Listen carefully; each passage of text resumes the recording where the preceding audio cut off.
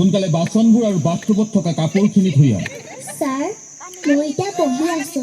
পঢ়া সামৰিয়ে ধুই আনিম। ঐ, তই যে মুখে মুখে উত্তৰ দিছ,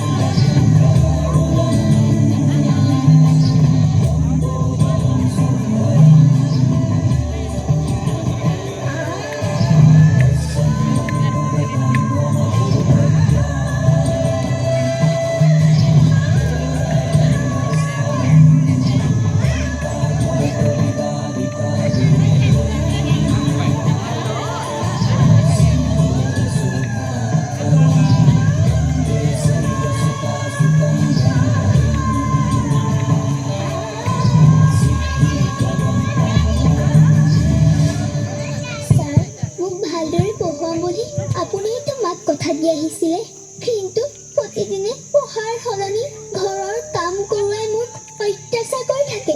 আপোনাৰ এই অত্যাচাৰৰ কথা মই আজি সকলোকে কৈ দিম। কি কৈছ? মোৰ অত্যাচাৰৰ কথা সকলোকে কবি? তাৰ আগতেই মই তোৰ আজি ব্যৱস্থা কৰিম। তোৰ মুখত এচিড ঢালি সমাজত মুখ উলিয়াব নোৱাৰে কৰিম।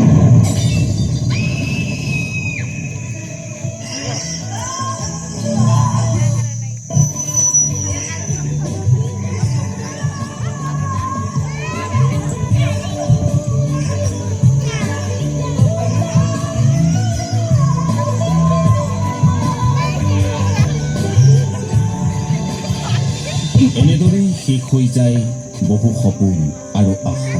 অপেক্ষা মাথো সেই দিনটোলৈ, যিদিনা সমাজৰ পৰা নাইকিয়া হ'ব শিশু শ্ৰমিক আৰু এচিড নিক্ষেপৰ এই দুৰ্দশা।